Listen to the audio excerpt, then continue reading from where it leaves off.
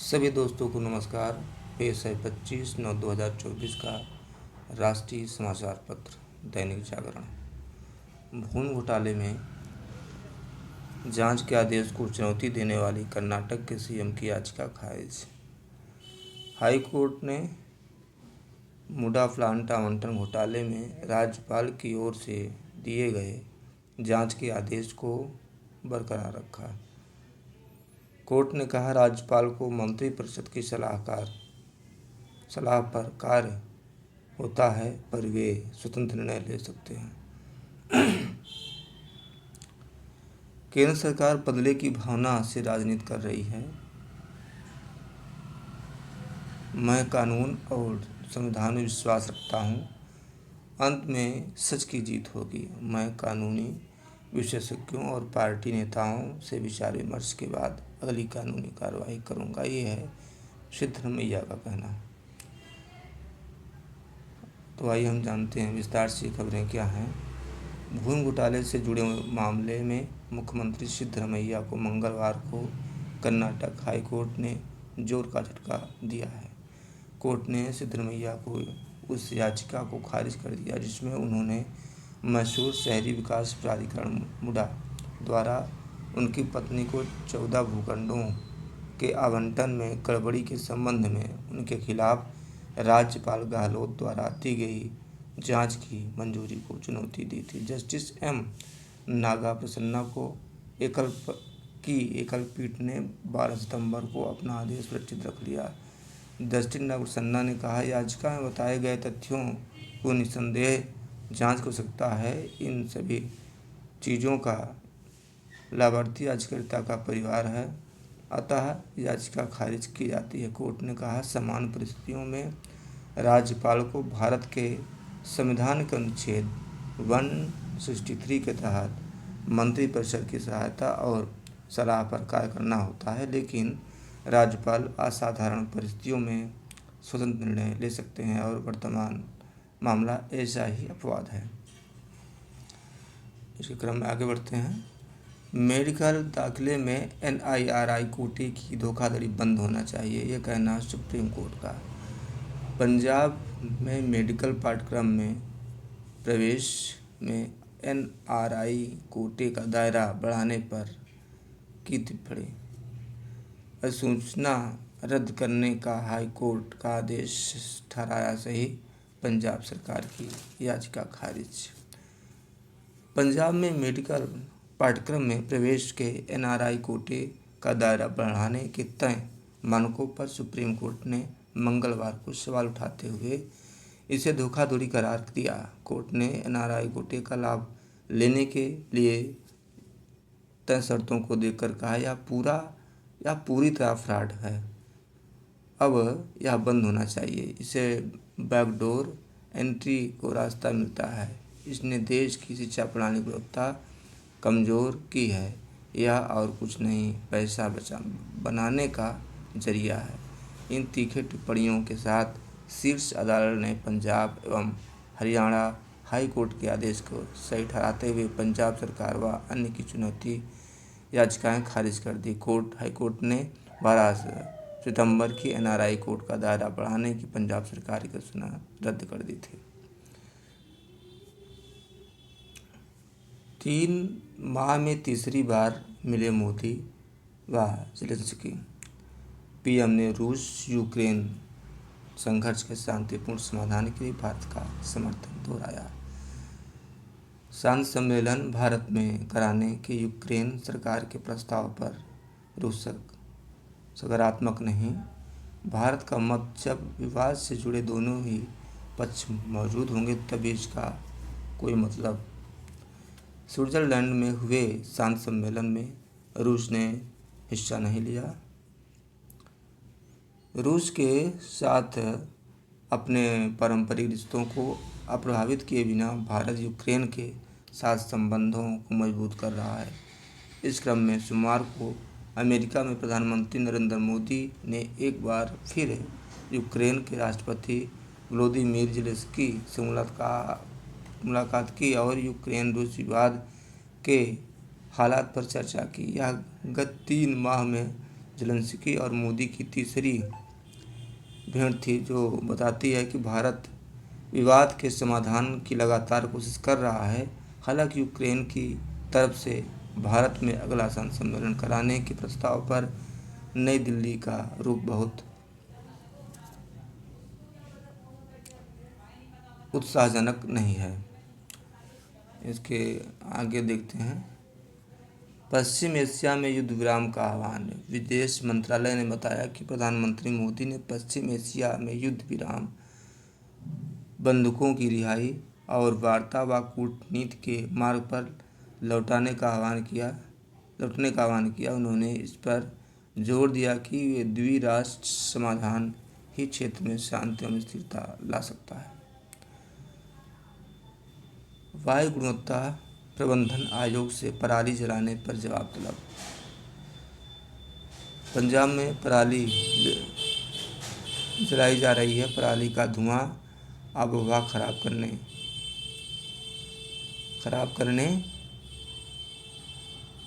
भले ही अभी दिल्ली ना पहुंचा हो, पर पराली जलाने का मामला जरूर सुप्रीम कोर्ट पहुंच गया। शीर्ष अदालत ने वायु गुणवत्ता प्रबंधन आयोग से पराली जलाने से होने वाली वायु प्रदूषण को रोकने के लिए किए जा रहे उपायों पर जवाब मांगा। पूछा कि लगाए गए प्रतिबंध का उल्लंघन करने वालों के खिलाफ क्या कदम उठाए जा रहे हैं। कोर्ट ने इस मामले में शुक्रवार को फिर सुनवाई करेगा। बंगाल में विदेश मंत्री से हुई जयशंकर की भेंट।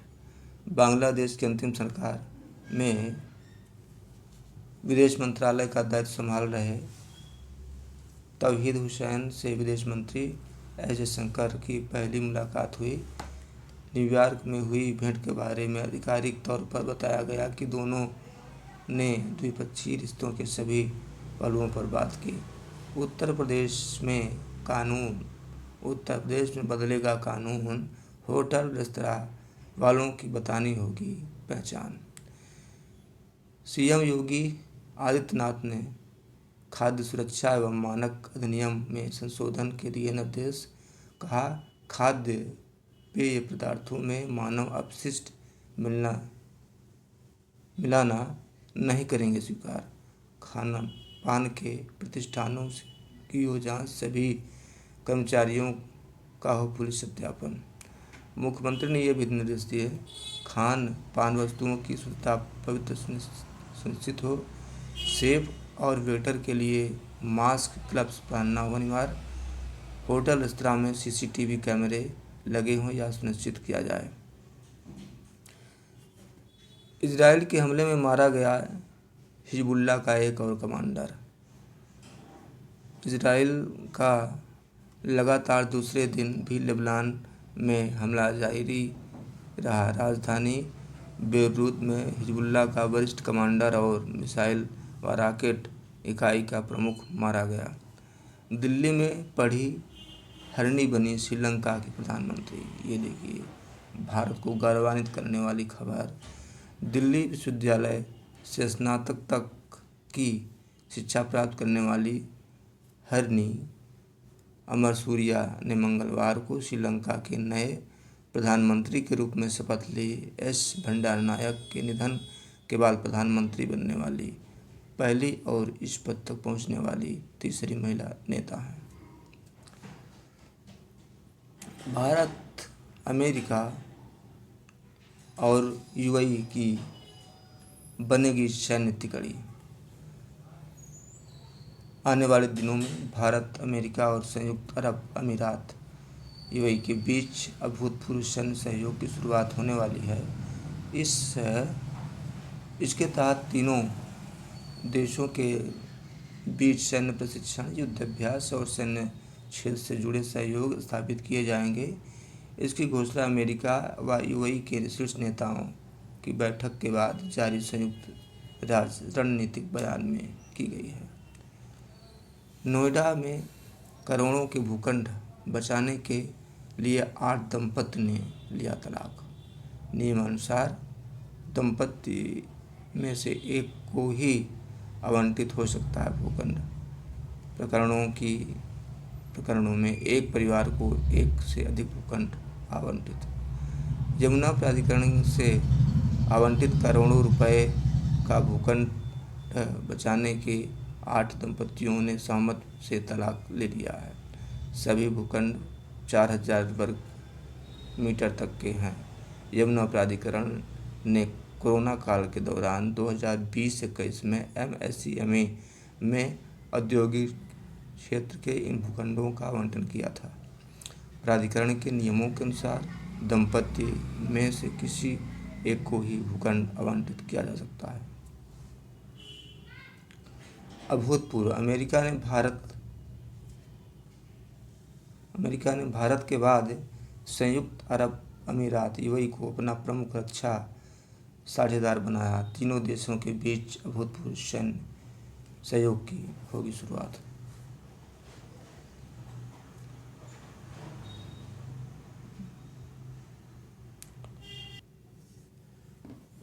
खबरों के इस क्रम में हम आते हैं पेज नंबर 2 में।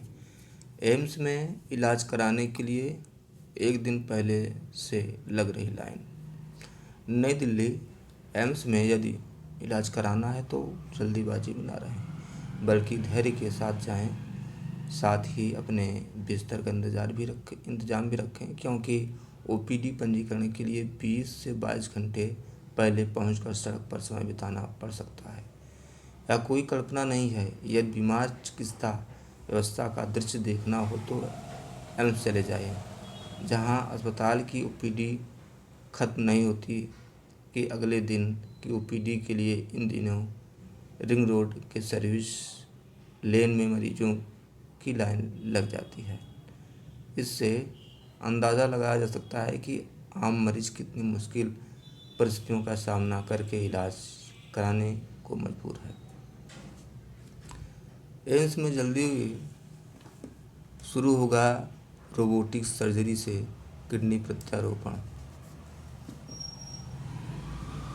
ये बहुत ही पॉजिटिव खबर है।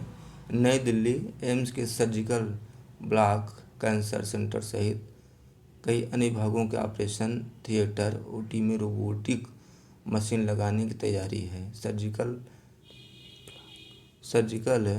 ब्लॉक में अगले माह अत्याधुनिक रोबोटिक मशीन भी लग जाएगी तो एम्स में रोबोटिक सर्जरी के जरिए किडनी प्रत्यारोपण होने लगेगा।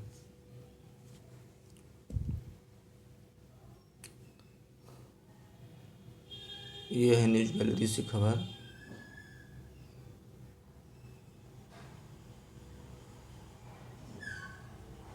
मुख्यमंत्री महिला सम्मान योजना लागू जल्द ही होगी लागू। दिल्ली सरकार में महिला एवं बाल विकास मंत्री कैलाश गहलोत ने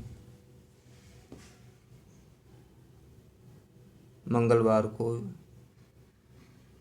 पदभार ग्रहण करते हुए कहा कि सभी लंबित प्रस्तावों और योजनाओं को मंजूरी देंगे। CM आतिशी ने कैबिनेट मंत्रियों और विभागाध्यक्षों के साथ की पहली बैठक। कहा, सभी अपनी जिम्मेदारी बेहतर ढंग से निभाएं। दिल्ली सरकार और अफसर मिलकर यह सुनिश्चित करेंगे कि हर जरूरतमंद तक सुविधाएं पहुंचें। मुख्यमंत्री का पदभार संभालने के बाद आतिशी ने मंगलवार को कैबिनेट मंत्रियों व दिल्ली सरकार के सभी विभागाध्यक्षों के साथ बैठक सरकार के कामकाज को लेकर बैठक की। इस दौरान वह तेवर में दिखी और अपने 4 माह के एजेंडे के बारे में सभी को साफ साफ बता दिया। उन्होंने स्पष्ट किया कि जनता के काम उनकी प्राथमिकता है और इसमें किसी तरह की कोताही का बर्दाश्त नहीं करेंगी। बैठक में कैबिनेट मंत्री गोपाल राय, कैलाश गहलोत, सौरभ भारद्वाज, इमरान हुसैन व मुकेश अहलावत के साथ साथ मुख्य सचिव धर्मेंद्र सहित सरकार के सभी विभागों के प्रमुख मौजूद थे। संकट मोचन का आशीर्वाद हमारे साथ, ये कहना है। एक दिन पहले दिल्ली सचिवालय में कार्यभार संभालने के बाद मंगलवार को मुख्यमंत्री आतिशी कनॉट प्लेस स्थित प्राचीन हनुमान मंदिर पहुंची, जहां उन्होंने हनुमान जी के दर्शन किए और पूजा अर्चना की। उन्होंने हनुमान चालीसा का पाठ भी किया और शिवलिंग पर जल चढ़ाया। मंदिर में दर्शन के बाद उन्होंने कहा कि संकट मोचन के आशीर्वाद हर बाधा से हर बाधा से लड़ते हुए हम दिल्ली वालों के लिए काम करते रहेंगे। हनुमान जी हमारे संकट मोचन हैं। उन्होंने पिछले 2 साल में आम आदमी पार्टी दिल्ली सरकार और अरविंद केजरीवाल पर आए हर संकट को दूर किया है। हनुमान जी केजरीवाल को विजयी बनाकर एक बार फिर दिल्ली का मुख्यमंत्री बनाएंगे। ये देखिए चौंकाने वाली खबर। सप्ताह भर में डेंगू के 300 नए मामले, मलेरिया व चिकनगुनिया के केस भी बढ़े। राजधानी में तमाम जन जागरूकता के बाद भी डेंगू के मामले बढ़ते जा रहे हैं। नगर निगम की रिपोर्ट के मुताबिक पिछले 7 दिनों में डेंगू के 300 से अधिक मामले सामने आए हैं। वहीं इस वर्ष अब तक डेंगू के कुल 1229 केस सामने आ चुके हैं। पिछले वर्ष की तुलना में अब तक मलेरिया के मामले भी काफ़ी अधिक हैं। दिल्ली में इस महीने तक मलेरिया के 363 केस सामने आ चुके हैं, जबकि सितंबर 2023 में यह आंकड़ा 294 था। पिछले साल मलेरिया के कुल मामले 426 थे।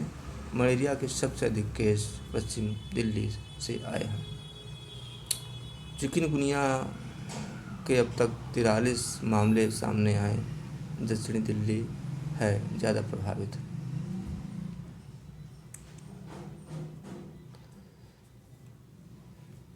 गाजियाबाद में मंत्रांतरण कराने पहुंचे पादरी समेत 5 हिरासत में। मुकदमा दर्ज कर पुलिस ने आरोपी से की पूछताछ। हिंदू संगठन के पदाधिकारी की शिकायत पर मामला दर्ज।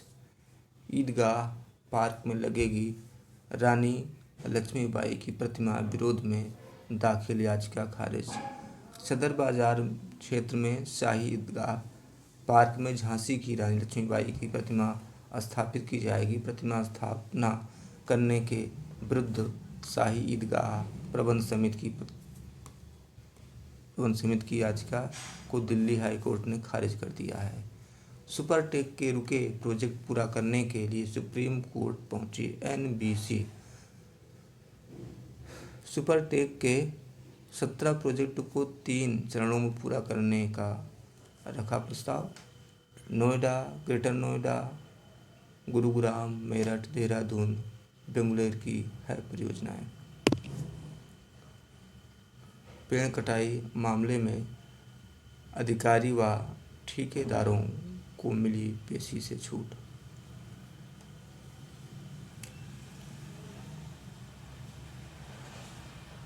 बढ़ेगी सुविधा। टर्मिनल के साथ कार्गो व एरोसिटी को भी आपस में जोड़ेगा ऑटोमेटेड पैसेंजर मूवर। परियोजना में करीब 2,500 करोड़ रुपए की लागत आने का अनुमान। आईजीआई के तीनों टर्मिनल को जोड़ेगा एपीएम। आईजीएम एयरपोर्ट के सभी टर्मिनल आपस में एकीकृत परिवहन प्रणाली से जोड़ दिए जाएंगे। इसके लिए ऑटोमेटेड पैसेंजर मूवर सुविधा विकसित करने के लिए दिल्ली एयरपोर्ट प्रबंधन एजेंसी डायल ने काम करना शुरू कर दिया है।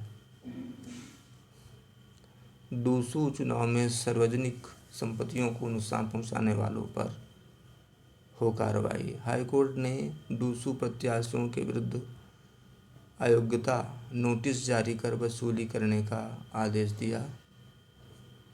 पूछा, जब संपत्तियां को नुकसान पहुंचाया जा रहा था तब क्या कर रही थी वहां की पुलिस प्रशासन।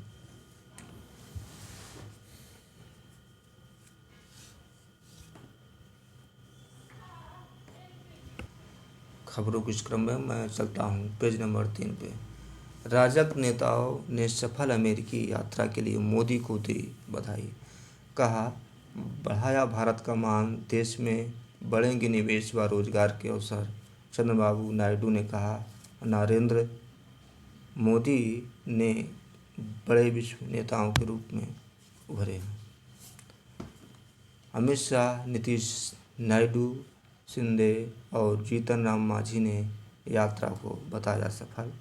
कुमारस्वामी बोले, प्रवासी भारतीयों के साथ पीएम के आत्मीय संबंधों की तस्वीर को दिल छू लेने वाली लिखा है इसमें। यह दौरा प्रधानमंत्री नरेंद्र मोदी की कूटनीति के सिद्धांत को और मजबूत करता है, जिसने गत 10 वर्ष में भारत को सतत विकास के उदाहरणों में वैश्विक परिवर्तनकर्ता की भूमिका को आगे बढ़ाया है। सफल क्वाड शिखर सम्मेलन, भव्य मोदी और अमेरिका जनसभा और संयुक्त राष्ट्र का शिखर सम्मेलन दुनिया भर में उनकी बेजोड़ लोकप्रियता को दर्शाता है। मोदी जी के नेतृत्व ने एक राष्ट्र के रूप में भारत के कद को बढ़ाया है, जिसकी हर कोई सुनता है। साथ ही एक ऐसे राष्ट्र के रूप में भी स्थापित किया जिसे हर देश मानवता के उत्थानों के भागीदार के रूप में स्वीकार करता है। ये कहना है हमारे गृह मंत्री अमित शाह जी का। न्यूयॉर्क में सिखों के प्रतिनिधि मंडल से मिले प्रधानमंत्री नरेंद्र मोदी। पीएम नरेंद्र मोदी ने सोमवार को अमेरिका में सिख समुदाय के कई समुदायों से मुलाकात की। इस दौरान सिखों ने मोदी सरकार द्वारा उनके समुदाय के लिए किए गए कार्यों के लिए धन्यवाद दिया। बांग्लादेश के विदेश मंत्री से हुई जयशंकर की भेंट। अंतरिम सरकार बनने के बाद पहली बार हुई भेंट। द्विपक्षीय रिश्तों के सभी पहलुओं पर हुई बातचीत। बांग्लादेश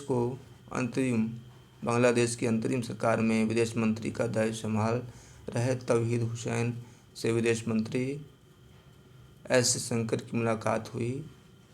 इसमें हुए विमर्श के बारे में आधिकारिक तौर पर सिर्फ यह बताया गया कि वे दोनों विदेश मंत्रियों ने द्विपक्षीय रिश्तों के सभी पहलुओं पर बात की। मुलाकात न्यूयॉर्क में हुई, जहां दोनों देशों के विदेश मंत्री संयुक्त राष्ट्र की वार्षिक बैठक में हिस्सा लेने के लिए उपस्थित हैं।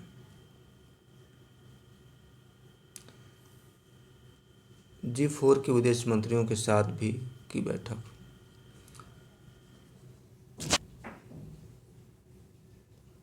जस्टिस नरेंद्र को उत्तराखंड का मुख्य न्यायाधीश बनाने की सिफारिश। सुप्रीम कोर्ट के मुख्य न्यायाधीश जस्टिस DYD चंद्रचूड़ की अध्यक्षता वाले कोलेजियम ने मंगलवार को आंध्र प्रदेश हाईकोर्ट के वरिष्ठ न्यायाधीश जस्टिस नरेंद्र को उत्तराखंड हाईकोर्ट का मुख्य न्यायाधीश बनाने की सिफारिश की। दिल्ली और बंगाल के बुजुर्गों को नहीं मिल सकेगा आयुष्मान भारत योजना का लाभ। दोनों राज्यों ने लागू नहीं की है आयुष्मान भारत योजना। 70 साल से अधिक उम्र के बुजुर्गों को इस योजना के तहत मिलना है मुफ्त कैशलेस का इलाज। 78 अस्पताल दिल्ली और 52 बंगाल के सूचीबद्ध हैं केंद्र सरकार की इस योजना के तहत।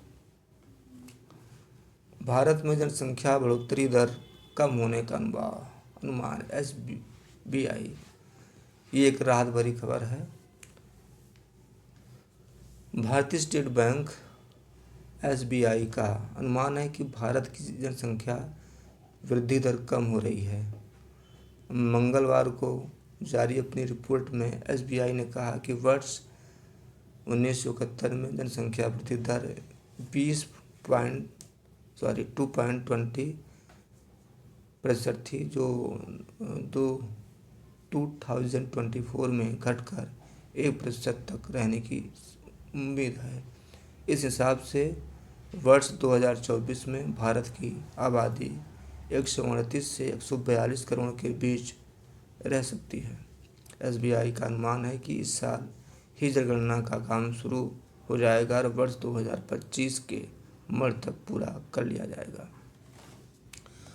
उत्तर प्रदेश में जल्द लगेगा सेमीकंडक्टर संयंत्र, जितिन प्रसाद जी का कहना है। केंद्रीय वाणिज्य एवं उद्योग राज्य मंत्री जितिन प्रसाद ने मंगलवार को कहा, उत्तर प्रदेश में जल्द ही सेमीकंडक्टर निर्माण संयंत्र लगेगा। राज्य पूरी तरह से तैयार है। इसके साथ उत्तर प्रदेश उन गिने चुने स्थानों में शामिल हो जाएगा जहां सेमीकंडक्टर विनिर्माण इकाई होगी। आरटीआई पोर्टल की स्थापना संबंधी याचिका पर 11 राज्यों से जवाब तलब। सुप्रीम कोर्ट ने जवाब देने के लिए दिया 11 अक्टूबर तक समय। कोर्ट ने गत वर्ष राज्यों को आरटीआई वेबसाइट बनाने का आदेश दिया था। नई तकनीक पर जोर दे तटरक्षक बल, ये कहना है राजनाथ जी का। रक्षा मंत्री ने 41वें आईजीसी कमांडर सम्मेलन का किया शुभारंभ। भविष्य में समुद्री खतरों के प्रति सतर्क और तैयार रहने को कहा।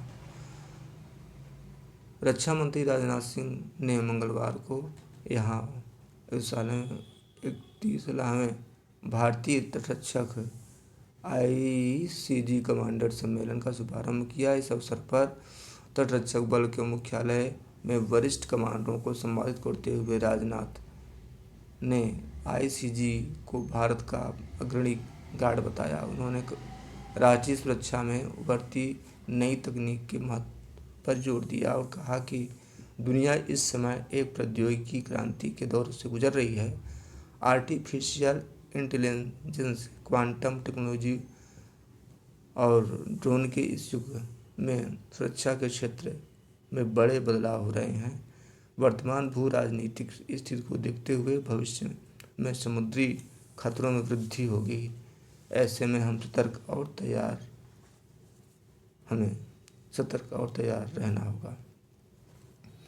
कॉलेजों में भारतीय ज्ञान परंपरा के शिक्षण की तैयारी शुरू। देश के 75 विश्वविद्यालयों में अगले महीने से शुरू होगा शिक्षकों का प्रशिक्षण। 6 माह में 10,000 शिक्षकों और 1,000 शोधार्थियों को किया जाएगा प्रशिक्षित। बड़ा कदम, सड़कों के निर्माण में ठोस अपशिष्ट के प्रयोग के तहत सड़क परिवहन एवं राजमार्ग मंत्रालय ने जारी की गाइडलाइन। देश भर की 2304 लैंडफिल साइट पर जमा लगभग 1700 टन कूड़े के लिए निस्तारण के लिए शुरू होंगे प्रयास। कचरे से बनेंगे राष्ट्रीय राजमार्ग और राज्यों की सड़कें।